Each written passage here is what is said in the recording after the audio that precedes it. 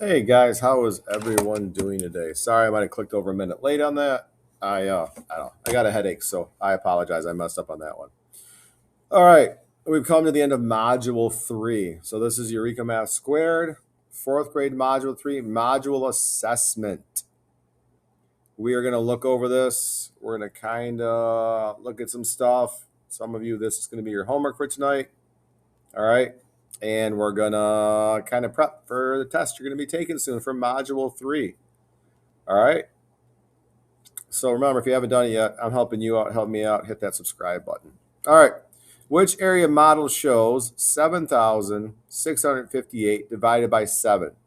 So you need to look down here and figure out, all right, which one could be right? Which one of these options is the right one? So you might want to work it out on the side here, or we need to start looking at some things. Let's look at this first. Let's just break this down, right? If we break it down, we have 7,630 here with 28. So it's a possibility. But look at what they're saying the answer is. Okay. How many times is 7 going to go into 7,000? Think about that. How many times is 7 going to go into 7,000?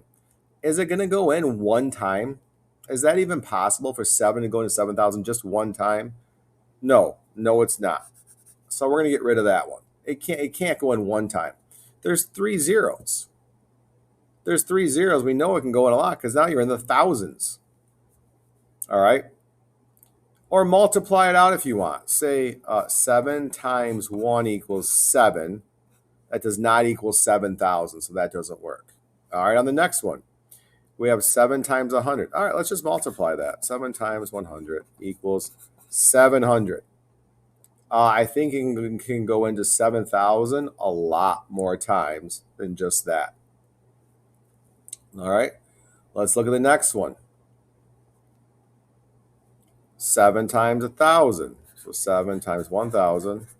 Put our 3 zeros, 1, 2, 3, and put our 7. All right, so that's possible. Let's just do the next one to see if we're on, if these are both kind of give us a chance. So 7 times 1,000 again, so we know that's going to give us 7,000. Okay, so go to the next one now. If you can do 7 times 90, what is 7 times 90? So 7 times 9 gives us a 0. I'm sorry, 7. Let's just take the 0. I apologize, guys. I need to slow down. So we just take our 0 for the 7 times 90. And then 7 times 9 does give us 63. So 63. Over here, if we look, we have 2 zeros. So let's put 2 zeros. And now we have 7 times 9. Well, 7 times 9 is still 63. Well, look at the number it's giving us because there's 2 zeros. And it's telling us that this number should really be 6,300. I know the 3 is monstrous. Here. There. 6,300. That's not the number that's here, though, is it? I'd say we can already say this one's wrong, and C is our correct answer. When you see this on your test, break it down just like I did. Take your time. Break it down. Because this whole column here, those all work. So we need to look in the thousands and then the tens to figure out which one we needed to adjust. I don't know what's going on with this camera today. Let me see if I move it, if it'll stop doing that. All right, now we're going to multiply. Okay, I'm going to draw these out for you how to multiply it. I'm not going to do it for you. I want you to practice this. So with this one, we're going to do it this way. With the 4 here, 4,390 and 6. So 4 times 4,000 equals what? 4 times 300 equals what? 4 times 90 equals what? All right, if you want to keep that going. And then 4 times 6 equals what? And then add all these together, and you find your answer. Now over here, we have 2-digit and 2-digit. And I hope you remember the square. Okay. Again, I'll help you break it down. I'm not going to do it for you. So 27. So we want to do this in expanded form, 20 and 7. And I also want to do the 85 in expanded form. So 80 and 5. So these two come together here. We multiply them there. These two come together here. We multiply them here. 20 and 5 come together here. 7 and 5 come together here. Then take all 4 squares and add those answers up. And that is your answer that goes here. Okay? Let's look at the back. There are, what do we have? 4 pages to look at. Okay? Again, I'm not really going to answer these for you because you need to practice, but I'm going over how to do it. Okay? Pablo found 184 divided by 4. His work is shown. So here's Pablo's answer. He says 184 divided by 4 equals 10. So you have to work this out and figure out, where did Pablo mess up? Okay? He's got a 6 and a 4. Where did Pablo mess up? I think if we start working on this one, I think you'll find it pretty quick where he messed up, but I want you to find it. Okay? It says Pablo made a mistake, explain the answer, and find the correct quotient. Remember, quotient is the answer to a division problem, so that's what you got to find. Over here, Liz begins to make a table to show how quarts convert to pints. Complete the table.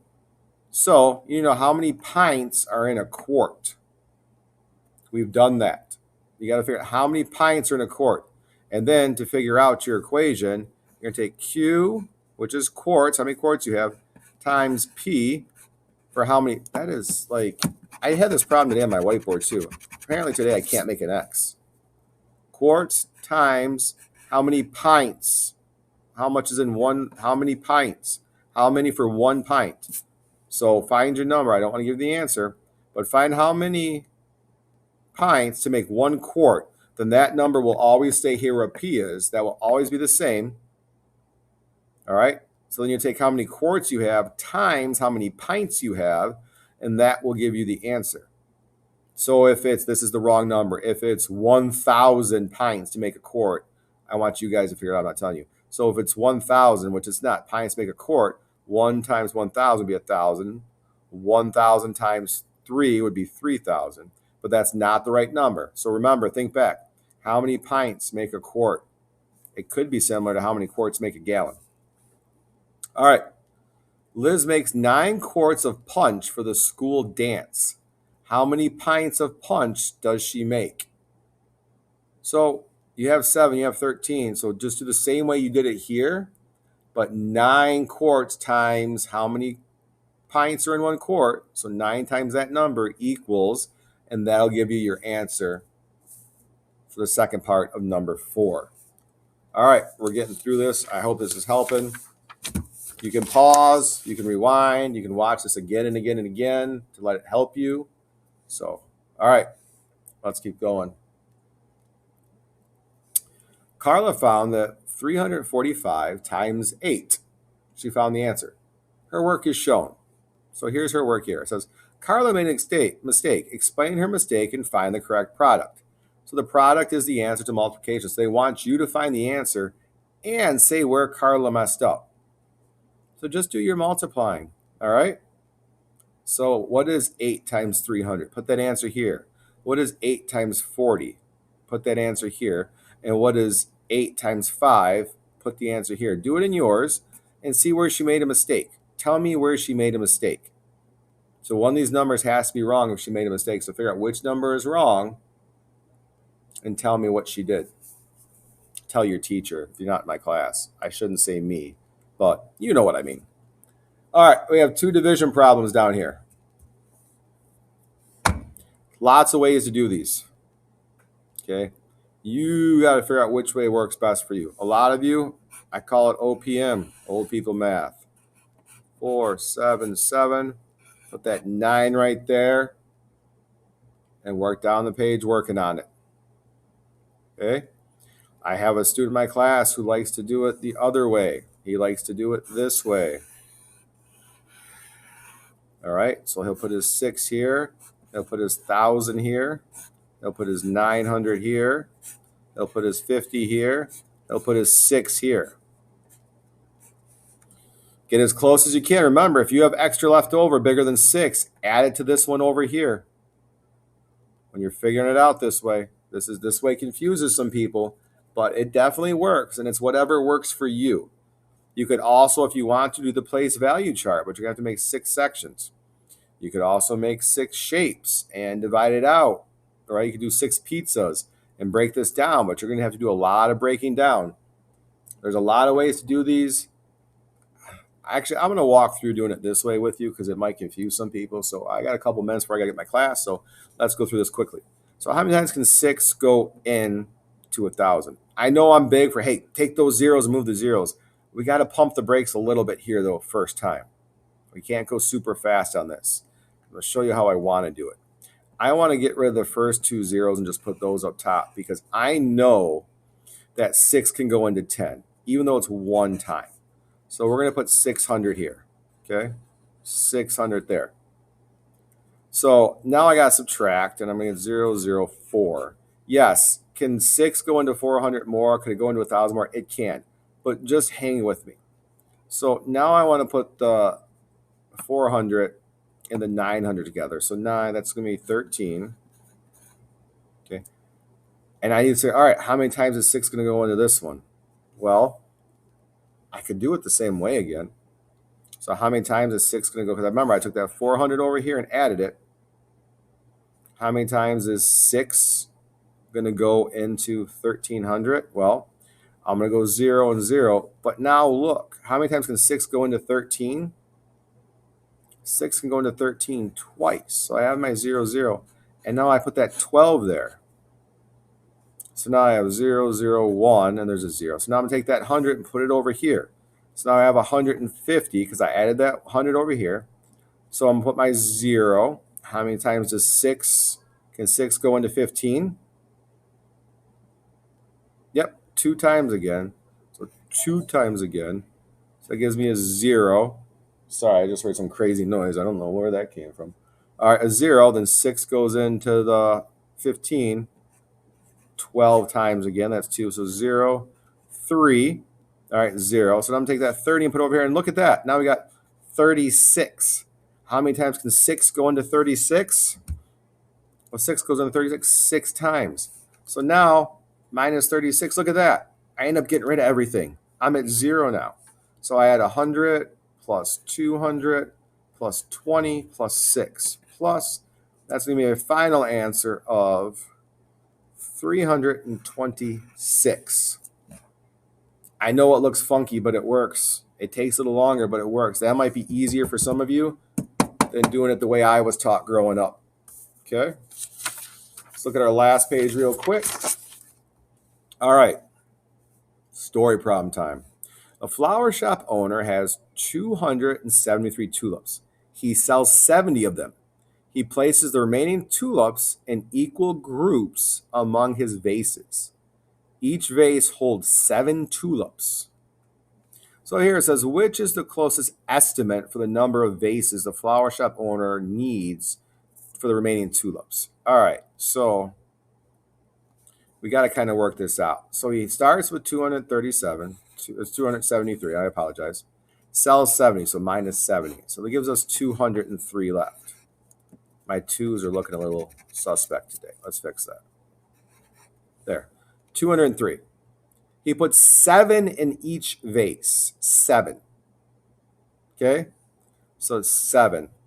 So we wanted to see how many times, and we're estimating. So say like 200 to estimate. Just make that round. All right? And then we want to say, don't round the 7. A lot of people round that 7. Just leave the 7 alone. Just round this. So 7. What's close? We're estimating. Remember, it's our best guess. So which one of these is our closest? So just multiply 7. 7 times 190? No, that's insane. That doesn't work. 7 times 50? What's 7 times 50? That's 350. That's way bigger. 7 times 40? That's 280.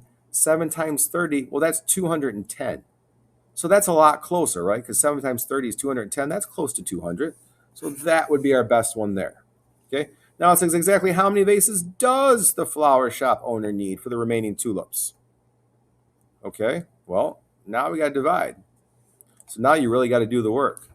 So now you need to say 203 divided by 7, right? The flower shop owner has 273 tulips. He sells 70 of them. The remaining tulips are in equal groups among his vases, each vase holds 7 groups. Okay, so let's divide. 7 into 2 isn't going to happen. 7 into 20, that can. So how many times can 7 go into 20? All right? 7 times 1, 7. 7 times 2, 14. 7 times 3, 21. 21's bigger. So 2, we have 14 here. Now we have 10 minus 4 is 6. Bringing the 1 minus 1 is 0. Bringing that 3 down, so 63. How many times does 7 go into 63? Yep. 9. So this is how many vases we need. 29. Is your answer reasonable? Down here you need to put, yes, my answer reasonable, because there was only one different. There was only one vase different. Remember, this is an estimate. If you're estimating, it's absolutely fine to be a little bit of a different number. Just can't be crazy different. But if we came up with 29 as a total, and we were only off by 1, put something down here just telling us that. Okay? Last one. Which expression can you use to find 15 times 34? So, I'm not going to give you the answer. I know before we've been doing them this way, right? Where we put 10 and 5 and 30 and 4. And trust me, I love this. This is the best way to do double digit. But that's not what they're doing here. I need you to think about it like this. Okay? That's the only hint I can give you. Think about it like this, not this. Don't break apart both numbers. Don't break apart both numbers. One number won't get broken apart when you're figuring this one out. But I don't want to give you any hints. But one of the numbers you should not break apart to figure out this problem. One of the numbers you should break apart. But I'm not giving any hints, so you got to figure that one out. All right, guys. Module 3 is wrapped up.